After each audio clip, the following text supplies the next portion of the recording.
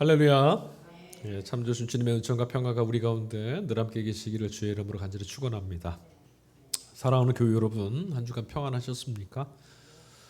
오늘 우리는 엄중하고도 고단한 삶의 자리를 지나서 함께 이곳에 모였습니다. 발 딛고 살아가는 이 세상이 또 각자에게 주어진 삶이 그리 녹록지 않은 탓입니다.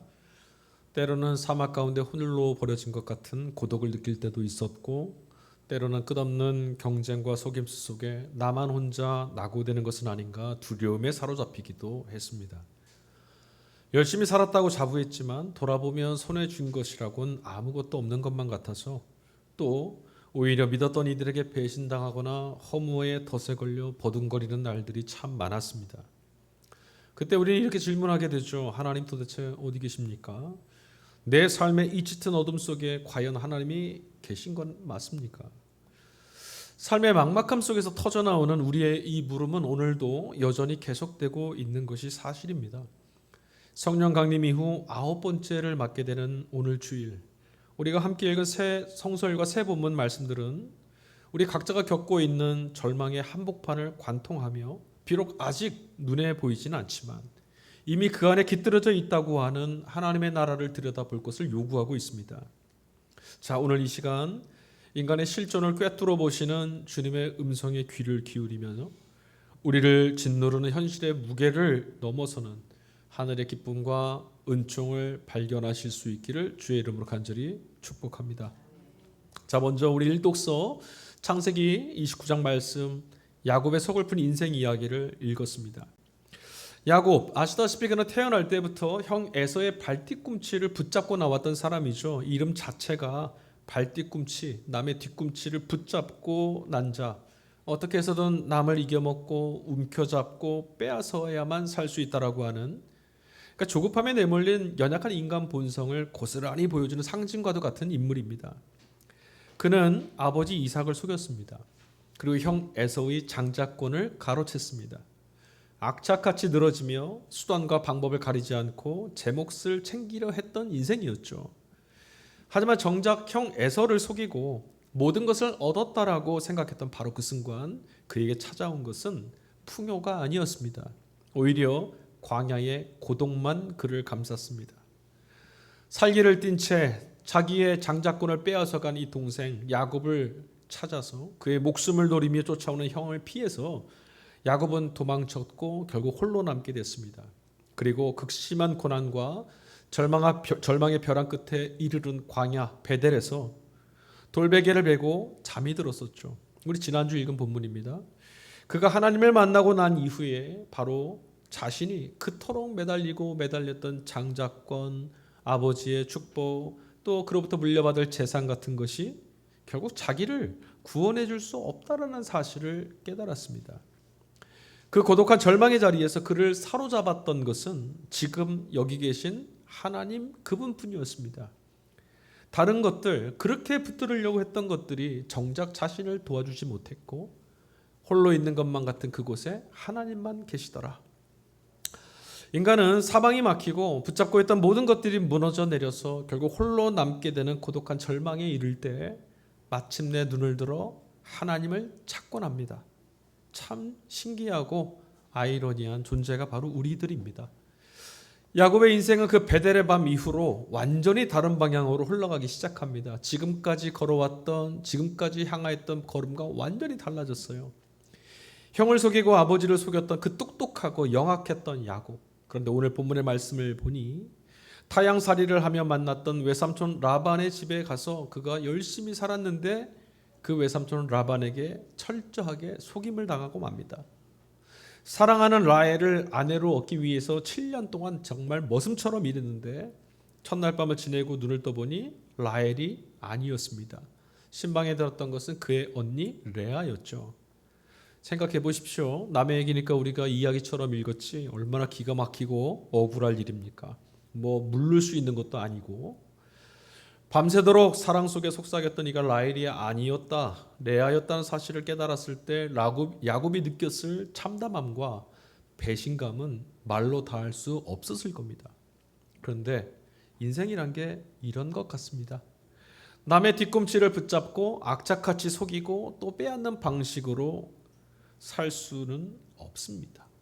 그렇게 하면 될 것 같은데 결국 안 됩니다. 남의 걸 빼앗아서 잘 사는 줄 알았는데 결국 자기도 빼앗깁니다.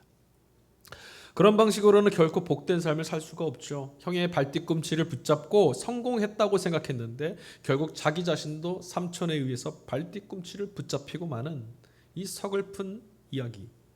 이게 바로 우리들이 살아가고 있는 세상의 엄연한 법칙입니다. 가만히 들여다보면 우리가 발을 딛고 서 있는 이 세상, 사람살이 말이죠. 속고 속이는 거대한 톱니바퀴, 그게 계속 맞물려 돌아가는 것처럼 보입니다. 누군가를 밟고 올라서지 않으면 내가 밟힐 것 같고, 이런 약육강식으로 흘러가는 이 흐름에 편승하지 못하면 나만 혼자 망할지도 모른다고 하는 염려, 두려움. 이것들이 매일 아침 우리를 출근길로 또 우리가 감당해야 될 무거운 짐을 짊어지도록 내몰죠. 무언가 문제가 있고 무언가 잘못된 것 같은데 내가 이렇게 고생하려고 수고하는 게 아닌데 생각은 하지만 좀처럼 벗어날 수 없는 굴레. 이 굴레가 반복되는 세상에서 여러분 우리는 과연 어떻게 자유를 얻을 수 있겠습니까? 야곱은 결국 그 참담한 현실을 받아들였습니다. 라헬을 얻기 위해서 다시금 삼촌 라반과 이야기를 나누었고 라반에게 또 속았죠. 다시금 7년을 더한, 그러니까 무려 14년을 더 버텨냅니다. 억울하고 참담했을 그 기나긴 시간을 야곱은 버텨냈습니다. 그리고 그것을 버텨낼 수 있었던 근거가 어디 있었냐? 간절함이었습니다. 라헬을 향한 불타는 사랑과 그리움이 깊어지면 깊어질수록 7년이 오늘 말씀해 보니까 며칠 같았다. 남의 얘기니까 7년 잘 버텼나 보다 싶죠. 우리가 7년을 약속도 없고 또 속을지도 모르는데 버틴다라는 것, 이게 좀처럼 쉬운 일이 아니죠. 또 며칠 지난 것처럼 이건 생각대로 되지 않습니다. 아마 그 며칠이 수십 년처럼 느껴질 수도 있었을 겁니다. 자, 여기서 우리 한 걸음만 더 나가보죠. 간절함. 도대체 간절함이란 게 뭐겠습니까? 간절함이야말로 우리로 하여금 억울하고 비참한 이 현실의 시간을 버텨내고 통과할 수 있도록 만드는 힘이 되고요. 세상의 속임수 또 우리의 결핍 속에서도 결코 바래지 않는 영혼의 중심, 이 안에 있는 게 바로 간절함입니다. 다 채워도 채울 수 없는, 다 얻어도 다 가진 것 같아도 결코 만족스러울 수 없는 우리의 근원적인 결핍을 채울 수 있는 힘, 바로 이 내면 깊은 곳에서부터 마르지 않는 간절함이 있을 때만 나올 수 있는 거라는 거예요. 아이러니하죠. 자, 그러므로 여러분, 바라는 것이 당장에 이루어지지 않는다고 해서 낙담할 것이 아닙니다. 오히려 세상의 어떤 조건으로도 채울 수 없을 만큼 내 안에 귀하고 소중한 가치를 발견해내는 게 우선입니다. 그래서 그것이 발견되면 간절함은 생기게 되고, 간절함이 우리 안에서 심기워지면 야곱처럼 7년을 며칠처럼 살아낼 수도 있습니다. 여러분, 그렇다면 지금 세상 모든 것을 포기하더라도 7년 더해서 7년 14년을 소비한다 할지라도 포기하지 않고 반드시 얻어내고 싶은 여러분 영혼의 간절함은 무엇입니까? 안타깝게도 우리는 정작 그토록 간절할 만한 소망이 무엇일까 잘 모릅니다. 무엇인가를 원한다고는 하지만 그게 정말 간절했을까? 내 생명의 마지막 순간까지 꼭 붙들 만한 것일까? 그런 건 아니다는 말이죠. 그러니까 정말 간절한 것, 정말 가치 있는 것, 정말 소중한 것이 무엇인지도 모른 채 우린 그냥 바쁘게만 살고 있습니다. 호흡이 그러다 보니까 자꾸만 가빠지고요. 시선은 짧고 얕아집니다. 그러니까 그저 소비되고 말 것들, 따지고 보면 그닥 본질적이지도 않고 그닥 중요하지도 않은 것들에 마음을 빼앗긴 채 그냥 살고 있는 거예요. 이른 아침부터 저녁 늦은 시간까지 몸부림쳤는데 대체 무엇 하려고 그랬는지 잘 모르겠습니다. 통장의 잔고, 살고 있는 집의 평수, 성공이나 남들의 칭찬과 평판, 명성, 조금 더 높은 자리에 오르는 것들, 우리 이런 것들 때문에 밤잠을 설칠 때도 있고 마음을 졸일 때도 많습니다. 뿐만 아니죠. 그런 결국은 썩어서 없어질 것들, 내 손에 붙잡은 줄 알았는데 사라지고 말 것들, 그런 것들 때문에 누군가와 끊임없이 나 자신을 비교해서 스스로 비참해하기도 하고, 또 속절없이 세상으로부터 비교당하면서 자기 스스로에게 상처를 입히고도 멈추지 못하죠. 삶을 건져 올리기 위해서 정말 우리가 구해야 될 만한 그게 도대체 뭐겠습니까? 우리 인생과 삶을 비루해지지 않고 정말 자신 있게 감사하며 즐거워 축제처럼 받아들이고 살 수 있도록 할 수 있는 그것 말이죠. 내게 채워져야 될 그게 도대체 무엇입니까?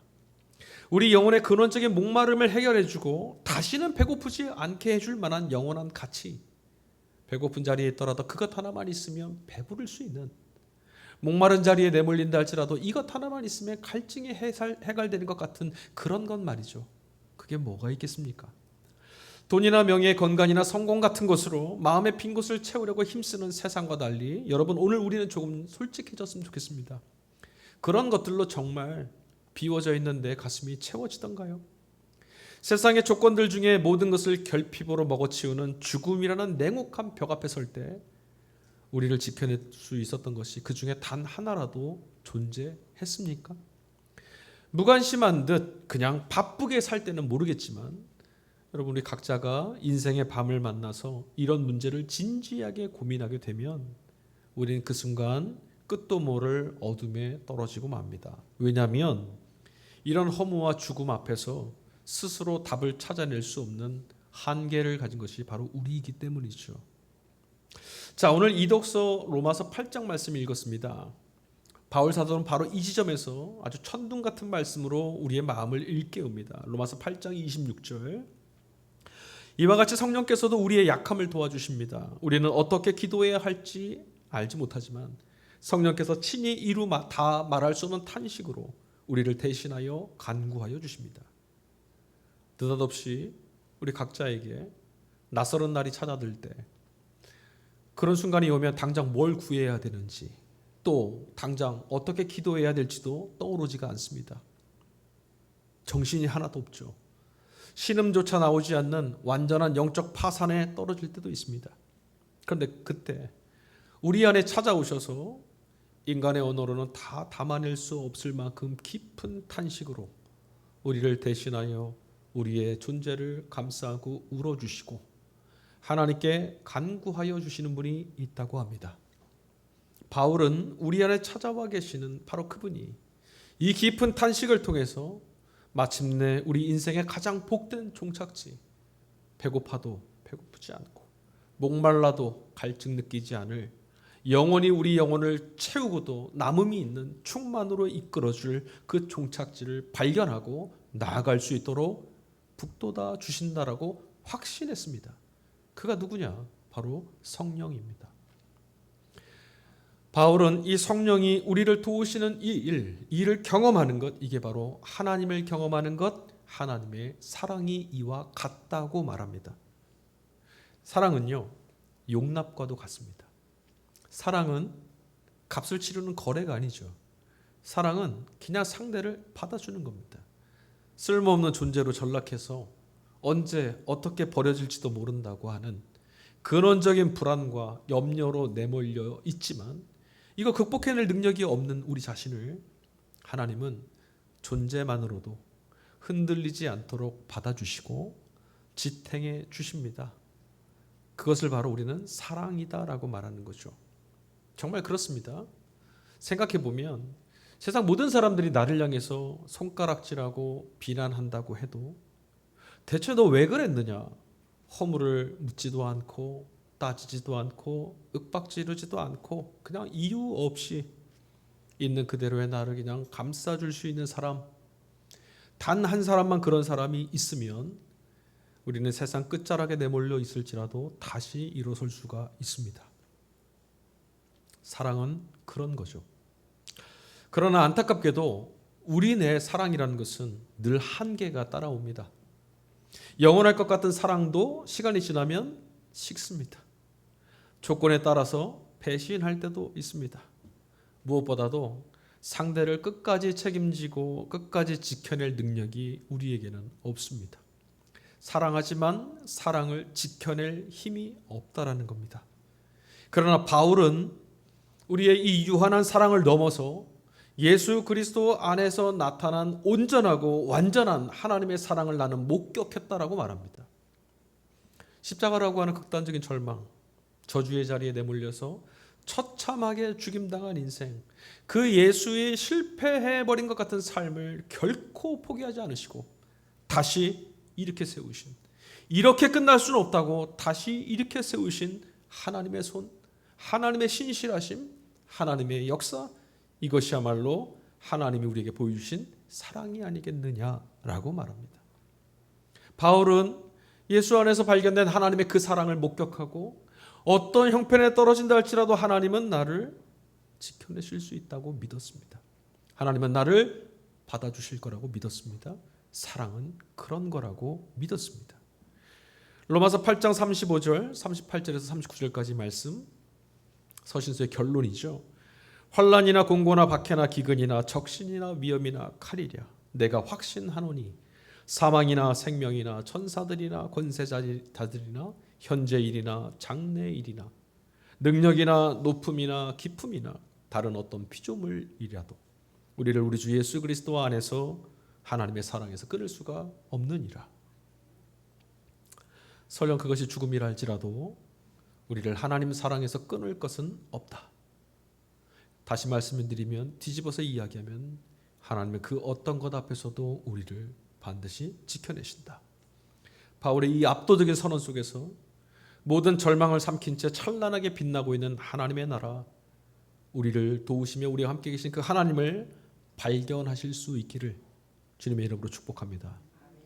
자, 삼독서 마태복음 13장 말씀, 이런 하나님의 나라, 하나님을 경험하는 것, 하나님의 사랑을 실감하게 되는 것이 어떤 것인지를 오늘 예수님께서는 비유를 통해서 우리에게 구체적으로 설명해 주고 계세요.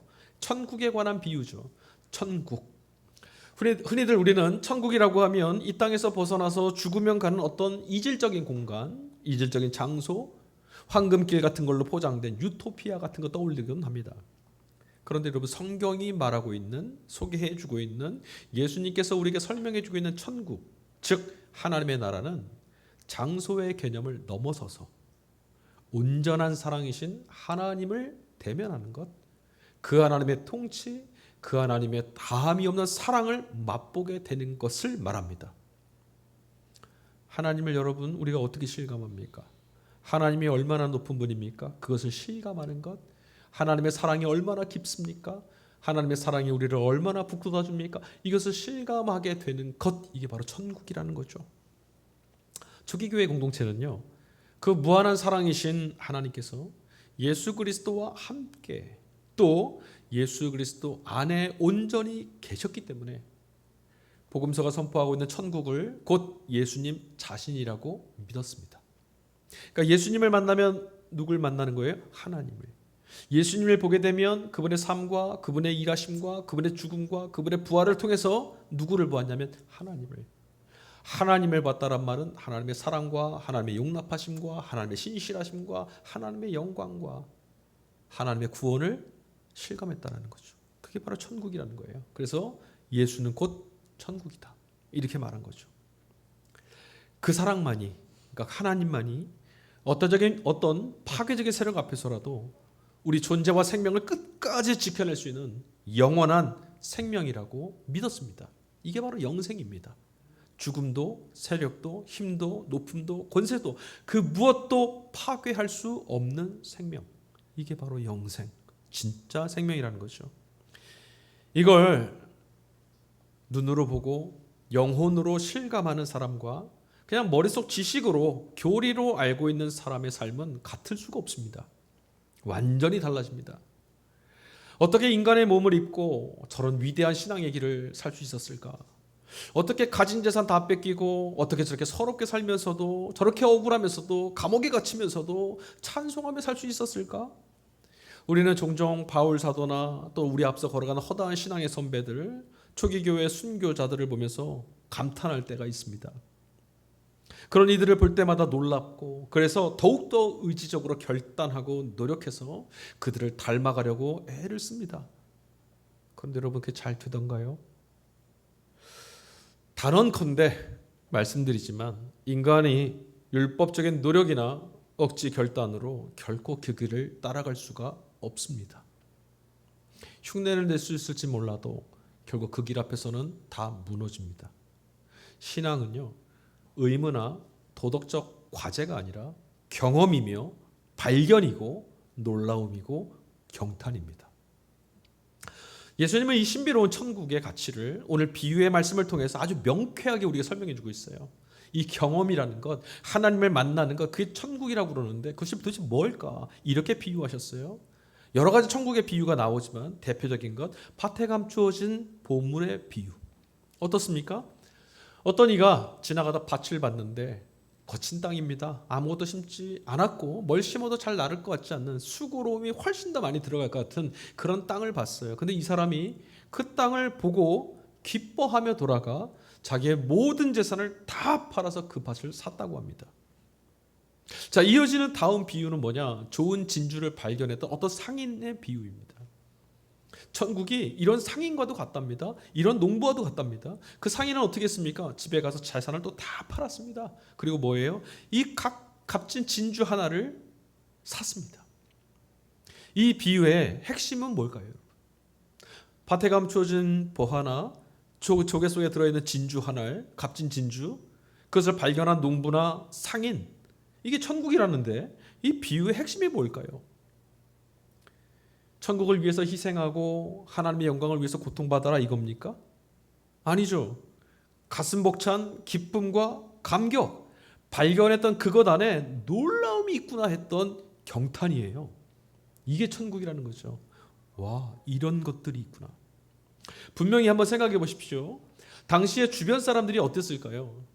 전 재산을 다 팔아가지고 와서 그 쓸모없어 보이는 밭을 사고 있는 이 사람을 보면서 주변 사람들이 뭐라고 생각했겠습니까? 미친 사람이다.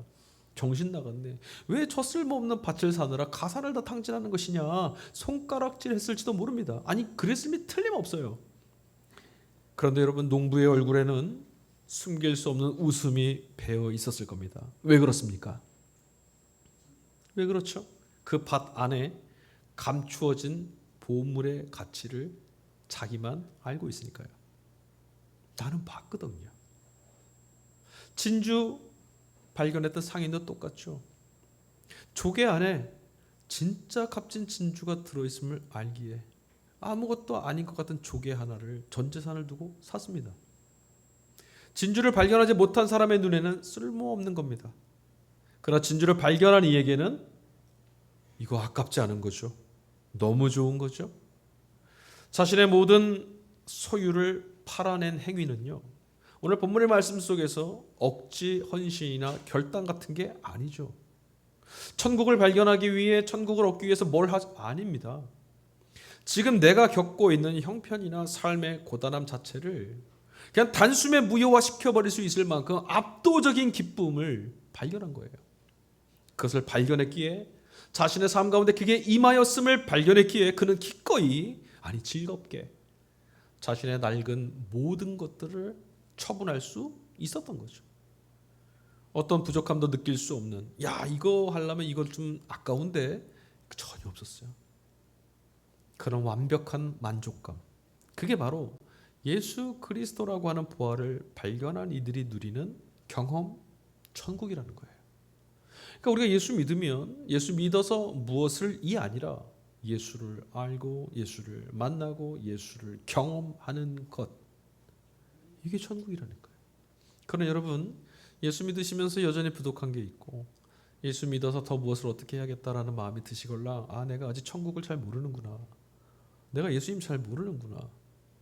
그러니까 예수 안에 천국을 발견한 이들은 예수 이름만 들어도 밭에 감추어진 보화를 발견했던 그 농부처럼 홀로 웃을 거예요. 그리고 홀로 찬양할 거고 미소가 져지겠죠. 자, 그런데 오늘 본문 속에 쉽게 지나치기 쉬운 비유가 하나 더 덧붙여집니다. 다소 결이 좀 달라요. 그러니까 앞에 나왔던 비유, 천국에 대한 비유와 뭔가 분위기가 좀 다릅니다. 자, 47절 이후에 나오는 비유인데 이거예요. 바다에다 그물을 쳤어요. 그리고 그 그물로 고기를 낚았습니다. 그런 그물과도 같답니다. 이게 도대체 무슨 소리입니까 또? 앞선 보물들, 진주, 이런 비유가 달콤하고 매혹적이고 정말 기쁨, 이런 것들을 이야기했다면 이 금을 비유는 조금 분위기가 음습합니다. 마치 마지막 날의 심판을 경고하는 공포영화처럼 으스스하게 들려요. 왜냐? 내용이 이래요. 그물이 가득 찼습니다. 그것을 이제 어부가 끌어냈겠죠. 물가를 끌어내서 앉아서 뭐 합니까? 좋은 것들은 골라서 그릇에 담고, 그렇지 않은 것들을, 못난 것들, 나쁜 것들은 어떻게 해요? 버립니다. 이런 말씀들을 읽으면 단순하게 공포를 조장하는, 또 협박하는 지옥불 심판 이야기처럼 들립니다. 그런데 이 비유의 본질은 그게 아닙니다. 물속에 있을 때는 그 그물은요, 아무것도 모릅니다. 근데 그물을 끄집어 올리는 순간 갈라지죠. 진짜와 가짜가 드러나고 귀한 것과 아닌 것이 드러나고 판가름 나게 된다. 이게 바로 천국입니다. 천국은 드러나지 않을 때는 아무것도 아닌 것 같습니다. 그러나 드러난 이에게는 생명입니다. 드러난 이에게는 기쁨이고요. 드러난 이에게는 하나님의 자녀로서의 삶인 거죠. 무엇이 진짜 생명인지, 무엇이 영원히 남을 가치인지, 무엇이 정말 파괴되지 않는 참 생명인지 마지막 날에 백일하에 드러나게 될 거예요. 그게 바로 천국인 거예요. 예수님이 오시면 결국 드러납니다. 생명이 아닌 것들, 마치 영원할 것 같다라고 주장하고 우리를 말해왔던, 우리를 몰아왔던 그런 것들이 생명이 아니구나. 그럼 뭐 해야 됩니까? 마지막 날에 버려야죠. 예수님이 다시 오셨습니다. 그러면 그때 우리가 지금 아무것도 아닌 것 같은 이 믿음은 하나님이 우리에게 주신 생명을 얻는 길이었고 하나님의 자녀가 되는 영원한 초대였으며 놀라운 하나님의 구원의 역사 아니었겠습니까? 그러니 어떻게 귀하게 받아들이고 찬송하고 감사하고 감격하게 될 겁니다. 썩어 없어질 것들, 세상의 껍데기들만 진짜인 줄 알고 평생 그것들 아둥바둥 붙들며 살아온 사람들이라면 그물이 올려지는 날 마침내 부끄러움을 당하고 통곡하게 되지 않겠습니까? 후회하겠죠. 그러니 이 말씀은 지금 오늘을 살아가는 우리들에게 아직 물속에 잠겨있는 그물, 그 안에 무엇이 담겨있는지를 좀 들여다보라고 이제 좀 돌이키라는 주님의 사랑의 권면이기도 합니다. 시대의 고독한 광야를 걷고 계신 성도 여러분, 오늘 우리가 함께 읽은 새 본문 말씀, 이 말씀들에 따르면 우리는 지금 당장 눈앞의 현실과 결핍의 시선을 빼앗겨서 정작 영원한 천국을 잃어버리고 살 것인지, 아니면 거친 삶의 밭에 감추어져 있는 보석처럼 지금 비록 눈에 보이지는 않지만, 성령께서 보이진 않지만 지금 우리 가운데 함께 하시는 것처럼 참된 하늘의 복, 영원한 생명 되시는 주님, 그분을 발견하고 그분과 함께 사는 삶을 선택할 것인가, 아주 중차대한 기로에 서 있습니다. 그러니 여러분은 스스로 자문해 보십시오. 나는 참으로 하나님 나라에 대해 가슴 뛰는 간절함이 있는지, 다시 말해 그 나라의 가치를 정말 알아보고 그 나라가 얼마나 귀한 것인지 맛보았는지 말입니다. 얼마나 자유롭고 얼마나 좋고 얼마나 가슴 벅차게 하는 것인지 여러분 자문해 보십시오. 내게 예수 믿는 것은, 내게 예수를 통해 발견한 하나님의 나라는 과연 그런 것일까? 그럼에도 불구하고 여러분, 우리는 이 믿음의 길 속에서도 또 속절없이 휘둘릴 수 있고, 그런 나 자신 때문에 실망할 수도 있습니다. 그러나 역사의 거대한 흐름 속에서 현재의 고난을 해석해 내는 것처럼 우리 개인의 파편화된 삶의 결국을 지켜내고 우리의 오늘을 내일로 잇대어져 갈 수 있는 것, 영원한 천국에 우리 삶이 지금 속해 있음을 발견하게 하는 길은 역시 예수의 운명에 나의 운명을 맞추는 것 외에는 없습니다. 세상의 눈으로 볼 때 예수의 십자가는 완전한 실패였고 절망이었습니다. 그러나 하나님께서는 영원한 승리와 생명의 문으로 그 길을 바꾸어 놓으셨죠. 비록 지금 우리의 현실이 삼촌 라반에게 속았던 야곱의 첫날 밤처럼 캄캄하고 참담하고 암울할지라도, 그래서 지금 내가 무엇을 구해야 할지, 지금 도대체 무엇을 어떻게 해야 될지 몰라서 영혼의 신음만 내뱉고 있는 순간이라 할지라도 여러분은 낙심하지 마십시오. 결코 세상에 빼앗아갈 수 없는 하나님의 나라가 이미 예수 그리스도와 함께 우리 안에 심기워져 있으니 말입니다. 그리고 심기워진 그 씨앗이 발화하도록 하나님의 나라를 길어 올릴 수 있도록 성령께서 우리를 대신하여 구하고 계시고 포기할 수 없어 간구하고 계신답니다. 그러니 여러분 아무것도 염려하지 마시고 이것 하나만 든든히 붙잡으십시오. 그 무엇도 우리를 하나님의 사랑에서 끊을 수는 없습니다. 우리는 예수 그리스도 안에서 이 믿음을 붙잡는 사람들, 하나님의 자녀들입니다. 아멘.